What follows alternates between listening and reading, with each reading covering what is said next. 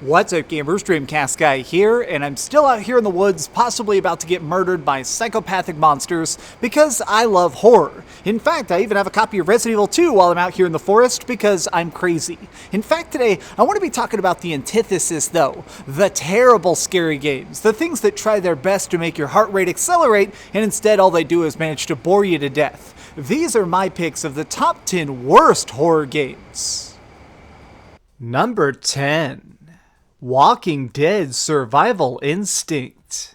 You know, it's a little bit weird to think about how just a few short years ago, The Walking Dead was the biggest thing on the planet. It had a successful book series, the explosive television show, the comics, and of course, a couple video games. Now, the main distinction to make here is that originally we had the Telltale Project. This was a series of games that were very episodic and had good stories, but this, well, Survival Instinct is a shameless cash grab. This is a first-person shooter, but just completely destroys any concept that you might consider actually decent gameplay. It has really annoying repetitive mechanics, and even the voice acting is just so subpar, it sounds like the voice actors were being paid in potato chips, because absolutely nobody cares about this game, they were just looking to get paid. Number 9. Alone in the Dark, Illumination. Now, this dumpster fire is very special to talk about because it's actually part of one of the longest running horror franchises ever created, Alone in the Dark. This is actually one of the first ever made survival horror games, which is funny because over time they managed to do sequels and reboots and sort of watered down the magic that made these games so fun in the first place. Until now, we have this. Alone in the Dark Illumination is a team-based shooter that just does every single thing wrong. It doesn't control well, the monsters don't make sense, the AI is garbage, and even the game now is pretty much vacant because since it played so terrible, nobody even bothered sticking with it. It is completely dead, it is completely unplayable, and it's now become sort of a testament of how you need to treat a sequel right, or else you're just going to end up wasting everybody's time. Number 8. Friday the 13th. When it comes to games based on movies, pretty much all of them suck. It's very rare that you see a game that's actually worth playing, but I have to laugh at some of the experimental things they tried during the 8 and 16-bit eras, but especially this. Friday the 13th was supposed to be based on the original slasher films, but what's really kind of funny is that they just didn't know how to do it. What is it that can make Jason scary and make the deaths important and make all of this, well, sort of connect? Well, apparently the answer they came up with is, what if you had to fist fight Jason? Yeah, that's right. For some reason, you have to box the immortal demon himself. There's so much about this game that doesn't work, but the most fundamental issue is the fact that the map doesn't even function. Trying to just travel around in this crappy version of Camp Crystal Lake is something that you should not try, you shouldn't look at, and to this day, it's definitely going to only be remembered for how bad it is. Number 7. Blue Stinger.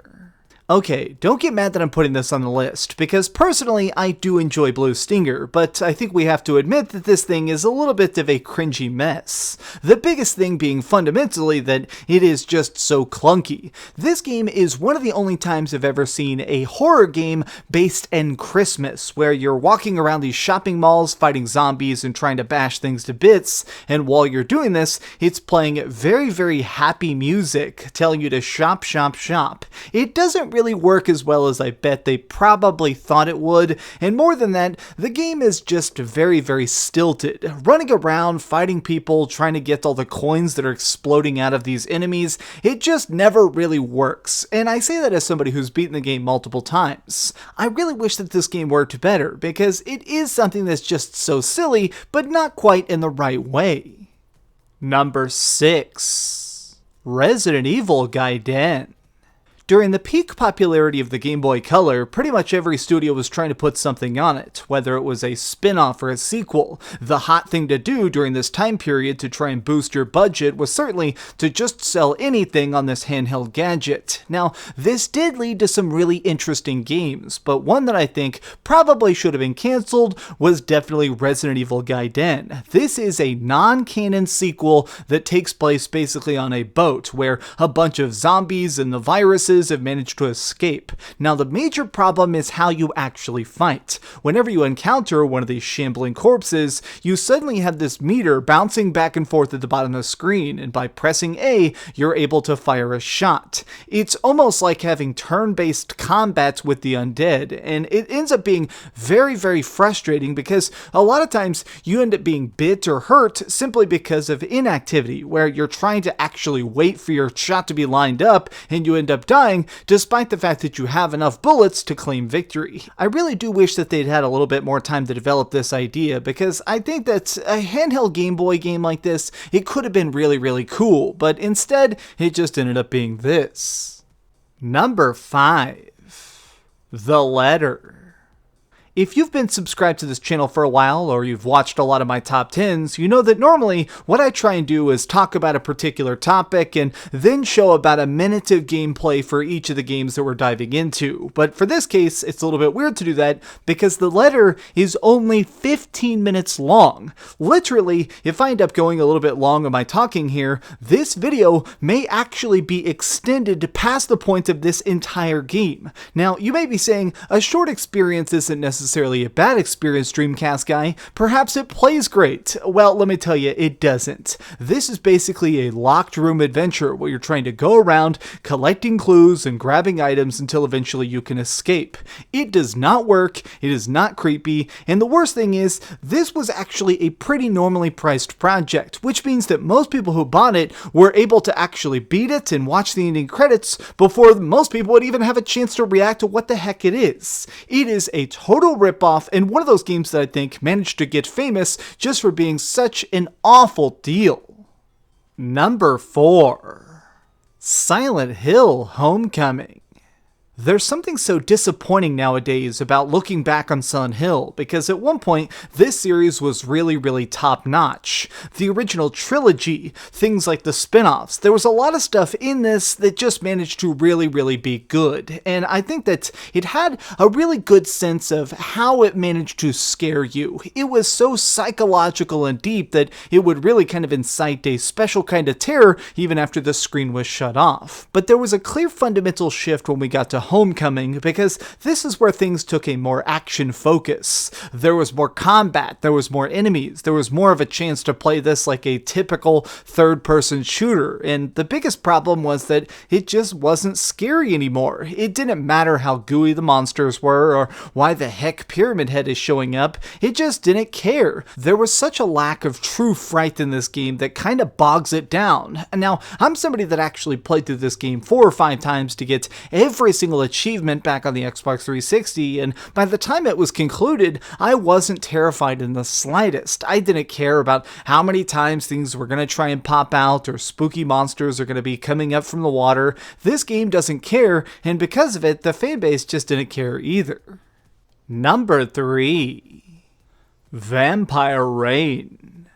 Oh my gosh, this game sucks. Down to its very core, I am shocked that this was even actually printed on a disc, because it is just flat out garbage. We play as basically vampire hunters who are trying to track down a bunch of these night-walking beasts, but the big problem is that there is no balancing in this game whatsoever. You're playing as a human, well, the vampires in this game are basically like super zombies on mega crack. They can climb up buildings in a second, they can leap across freaking skyscrapers, and if they touch you, they instantaneously rip your throat out, basically making it where if you are not perfectly creeping up on every single opponent in the entire game, you might as well delete your save file. Now, this goes beyond just being frustrating. It's obviously a pathetic attempt at trying to spook you. It's trying to be like, oh, look at all these dang vampires, if they're gonna kill you. I don't care. Nobody cares. And instead of making it where you're frightened of these beasts, you're just constantly being perpetually annoyed. I mean, I'm just being honest here. I would rather watch Twilight 100 times over than ever play this freaking piece of garbage ever again. Number 2. Lifeline. It's rather obvious that one of the main tricks that these game developers use to try and keep you trembling is to push you outside your normal areas, to try and make it where the game mechanics themselves are so unnerving that you're constantly having to be hyper aware and extra jumpy. And I think that this is something that is just fundamentally done incorrectly when it comes to Lifeline. So basically, this is a game that has you playing as a lady. Well, except you're not. Instead, you're the person in the security room talking to this lady who's sort of the main character of the survival horror. She is essentially trying to get through this giant area that's full of all sorts of very macabre beasts, but the thing is that she herself apparently doesn't know how to fight, so you have to actually fight for her by telling her each and every command one by one, like, hey, shoot that monster in the face, or hey, walk over there and check the cabinet. The major issue is that this was made on PlayStation 2 technology, which means that there's only certain phrases that would really be recognized. This is way before AI learning or any of the adaptive text we have today. So basically, you would have to very slowly and very carefully be like, walk north 4 feet. And she'd still be like, oh, you want to kiss my feet? And you'd be like, no, no, no, no, no, no. It does not work. It was clearly an idea that was interesting on paper, but in execution is so freaking pathetic. It's one of those things where it really probably was for the best if they just hadn't bothered doing this, or if they'd spent this budget just making a game that had some real normal controls, at least as a secondary option. Number 1. Joe's Diner. There has undeniably been some rather bad PS4 games. For the most part, I think that the PlayStation 4 has a huge library of extremely fun things to play, but the issue is that sometimes some actual trash manages to slip through the cracks. Things that I think should actually be removed from the store just because they are such a flat-out scam. And one of them is definitely Joe's Diner. The game takes place supposedly in a haunted, spooky restaurant, and you're trying to investigate the paranormal activity before you're randomly killed. But the thing is, it's pretty apparent that what happened here is that somebody just purchased the rights to this little digital diner and put some assets in it and is trying to sell it. This is not even a game. I mean, flat out, the fact that I'm putting this as the number 1 spot is because it really kind of defies explanation. You're kind of just wandering around, and occasionally there will be a giant, searingly loud, annoying noise, and then a photograph of a Native American pops up on screen, and then it says game over. This is so freaking pathetic. It's hard to even say that this is a game, but clearly, since they classify it in the horror section, we're supposed to assume that somehow this is a real horror game, when it's not. This is a facsimile of an actual experience, and for that reason, I'm just gonna point, laugh, and award it my number 1 spot as the absolute worst horror game I've ever played. Did your most hated scare not make the list? Got an idea for a future top 10? Leave it in the comments down below.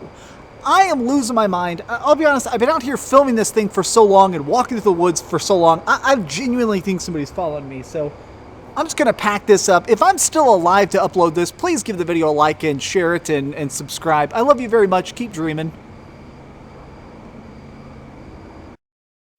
Thanks so much for watching that video. If you want to see something else, you can always click this link to see what I put up last, or, you know, subscribe and see what's coming up next. Also, I promise that whatever I do, it'll try not to suck.